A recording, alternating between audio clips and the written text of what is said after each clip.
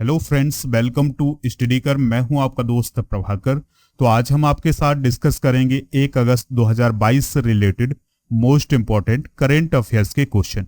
तो आप इस लेक्चर को बहुत ही ध्यान से सुनिएगा, लास्ट तक सुनिएगा। लास्ट में आपसे कुछ क्वेश्चन पूछे जाएंगे, तो उनके जवाब आप कमेंट बॉक्स में जरूर दीजिएगा।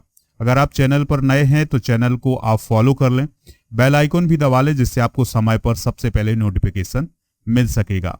पीडीएफ अगर आपको डाउनलोड करना है तो पीडीएफ मिलेगा आपको हमारे एप्लीकेशन पर। एप्लीकेशन का लिंक डिस्क्रिप्शन बॉक्स में दिया गया है, या फिर आप गूगल प्ले स्टोर से आप जो स्टडी कर का एप्लीकेशन है उसे डाउनलोड कर सकते हैं। दोस्तों, आप एप्लीकेशन पर फ्री स्टडी मटेरियल यानी पीडीएफ प्राप्त कर सकते हैं और फ्री टेस्ट भी दे सकते हैं। तो स्टडी मटेरियल और फ्री टेस्ट के लिए आप एप्लीकेशन पर जरूर एक बार विजिट करें। चलिए फ्रेंड्स, फर्स्ट क्वेश्चन डिस्कस करते हैं, ध्यान से सुनिएगा। कौन सा राज्य जुलाई 2022 में सेमीकंडक्टर नीति शुरू करने वाला पहला स्टेट बन गया है? तो वह कौन सा स्टेट है जिसने अभी हाल ही में अपनी सेमीकंडक्टर पॉलिसी को लॉन्च किया है? तो उस स्टेट का नाम है गुजरात। दोस्तों, सबसे पहले हम ये समझ लेते हैं कि ये सेमीकंडक्टर क्या होते हैं। तो ऐसे पदार्थ जो ना तो पूरी तरह से विद्युत के सुचालक होते हैं और ना ही पूरी तरह से कुचालक होते हैं, तो ऐसे पदार्थों को हम सेमीकंडक्टर कहते हैं और इनका उपयोग ज्यादातर इलेक्ट्रॉनिक्स में ही किया जाता है। तो दोस्तों, जो सेमीकंडक्टर पॉलिसी है वो किसने लॉन्च की है? गुजरात ने लॉन्च की है। गुजरात के मुख्यमंत्री कौन है? भूपेंद्र भाई पटेल। तो उन्हीं के द्वारा इस नीति को लॉन्च किया गया है। दोस्तों, गुजरात सेमीकंडक्टर नीति 2022 से 27 इसका नाम रखा गया है। इसके साथ ही गुजरात डेडिकेटेड सेमीकंडक्टर पॉलिसी लागू करने वाला देश का पहला राज्य बन गया है। यह नीति सेमीकंडक्टर के निर्माण में कई तरह के प्रोत्साहन और सब्सिडी प्रदान करेगी। यानी इस नीति के तहत जो सेमीकंडक्टर्स हैं और जो इसका निर्माण करते हैं उनके लिए सब्सिडी भी प्रदान की जाएगी। अगला प्रश्न डिस्कस करने से पहले दोस्तों हम गुजरात के बारे में कुछ इंपॉर्टेंट पॉइंट जान लेते हैं। तो गुजरात की जो राजधानी है वो क्या है? गांधीनगर है। गुजरात के जो पड़ोसी राज्य हैं वो कौन कौन से हैं? राजस्थान, मध्य प्रदेश, महाराष्ट्र और केंद्र शासित प्रदेश भी इसके पास आते हैं, दमन एंड दीव, दादरा एंड नगर हवेली। तो ये पॉइंट भी आप नोट कर लीजिएगा। और चीफ मिनिस्टर तो अभी हमने डिस्कस किया है, कौन है? भूपेंद्र भाई पटेल। और आचार्य देवव्रत जो है यहाँ के गवर्नर हैं।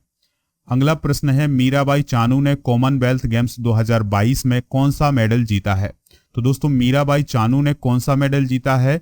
तो ये मेडल जीता है उन्होंने गोल्ड मेडल। कौन सा मेडल दोस्तों? गोल्ड मेडल जीता है। ठीक है, तो हम सभी लोग जानते हैं कि जो मीराबाई चानू हैं वो वेट लिफ्टिंग से रिलेटेड हैं और उन्होंने टोक्यो ओलंपिक 2020 के अंदर कौन सा मेडल जीता था? सिल्वर मेडल जीता था। कौन सा मेडल जीता था दोस्तों? सिल्वर मेडल जीता था। और एक पॉइंट और देखिए दोस्तों, टोक्यो ओलंपिक में मीराबाई चानू पहली ऐसी एथलीट थी जिन्होंने भारत के लिए मेडल जीता था। और वो कौन सा मेडल था? उनका सिल्वर मेडल था। लेकिन कॉमनवेल्थ गेम्स 2022 में मीराबाई चानू भारत के लिए ऐसी एथलीट हैं जिन्होंने पहला गोल्ड मेडल जीता है। ठीक है, मीराबाई चानू ने 49 किलोग्राम वेट कैटेगरी में भारत को पहला गोल्ड मेडल दिलाया है। उन्होंने कुल 201 किलोग्राम वेट को उठा करके गेम्स रिकॉर्ड के साथ पहला स्थान हासिल किया है। मीराबाई चानू के बारे में कुछ इंपॉर्टेंट पॉइंट हम डिस्कस करते हैं, ध्यान से सुनिएगा। मीराबाई चानू का जो जन्म है वो 8 अगस्त 1994 को हुआ था। कब हुआ था? 8 अगस्त 1994 को हुआ था। कहाँ हुआ है दोस्तों? तो इनका जन्म जो है वो इम्फाल में हुआ है।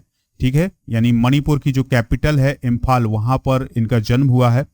टोक्यो में इन्होंने सिल्वर हासिल किया है 2020 के। और कॉमनवेल्थ गेम्स यानी जो CWG गेम है 2018 के, उन्होंने उसमें गोल्ड मेडल हासिल किया था। और 2014 में जो कॉमनवेल्थ गेम्स हुए थे उसमें उन्होंने सिल्वर मेडल हासिल किया था। और सबसे बड़ी उपलब्धि थी कि जो वर्ल्ड वेट लिफ्टिंग चैंपियनशिप हुई थी अमेरिका में, उसमें उन्होंने 2017 में गोल्ड मेडल हासिल किया था। तो ये कुछ खास उपलब्धियां हैं मीराबाई चानू के नाम, ये आप नोट कर सकते हैं। अगला प्रश्न है, बांग्लादेश में भारत के अगले उच्चायुक्त के रूप में किसे नियुक्त किया गया है? उच्चायुक्त को हम हाई कमिश्नर भी बोलते हैं। तो भारत के जो हाई कमिश्नर नियुक्त किए गए हैं बांग्लादेश में, वो कौन नियुक्त किए गए हैं? तो उनका नाम है प्रणय कुमार वर्मा। क्या नाम है दोस्तों? प्रणय कुमार वर्मा। अभी तक कौन थे हाई कमिश्नर बांग्लादेश में भारत के? तो उनका नाम था विक्रम दोराई स्वामी। कौन थे? विक्रम दोराई स्वामी। लेकिन अब जो प्रणय कुमार वर्मा है वो बांग्लादेश में भारत के हाई कमिश्नर अपॉइंट किए गए हैं।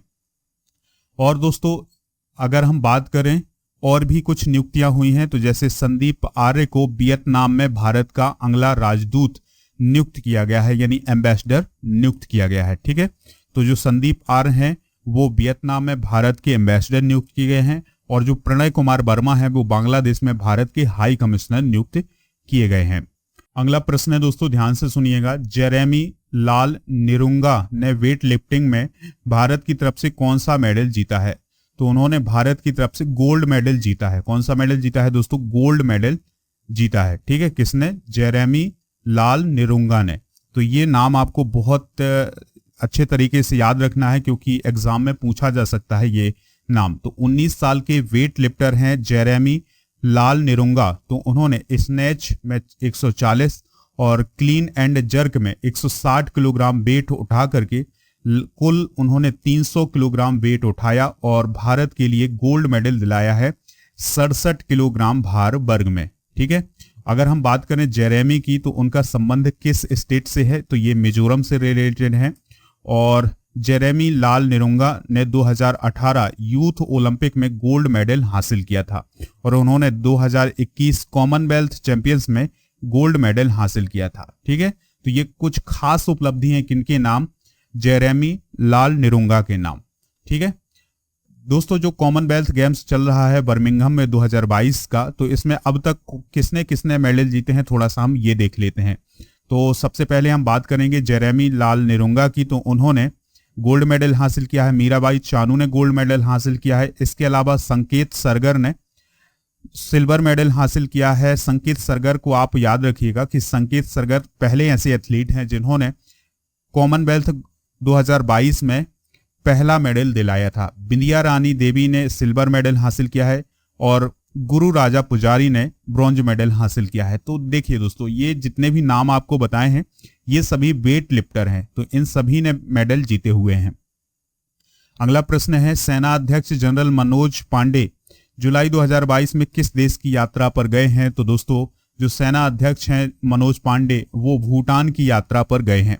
ठीक है, तो सेना अध्यक्ष मनोज पांडे 29 जुलाई 2022 को भूटान के दौरे पर रवाना हुए थे। वह रॉयल भूटान सेना में अपने समकक्ष के साथ चर्चा करेंगे और वह दोचुला में श्रद्धांजलि अर्पित करके अपनी यात्रा को समाप्त करेंगे।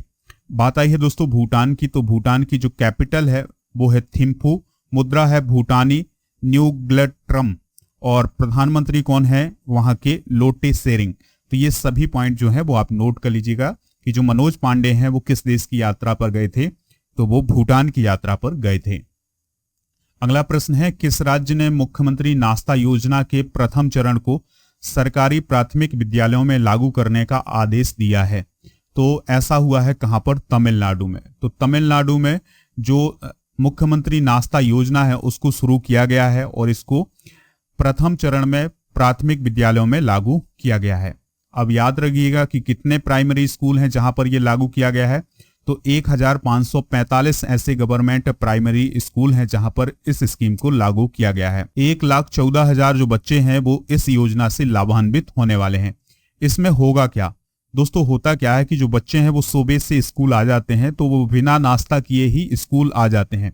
तो इस समस्या को दूर करने के लिए ही अब स्कूल में ही नाश्ता मिलेगा। तो इस प्रकार की जो व्यवस्था की गई है वो तमिलनाडु में की गई है। तमिलनाडु के मुख्यमंत्री याद रखिएगा कौन है?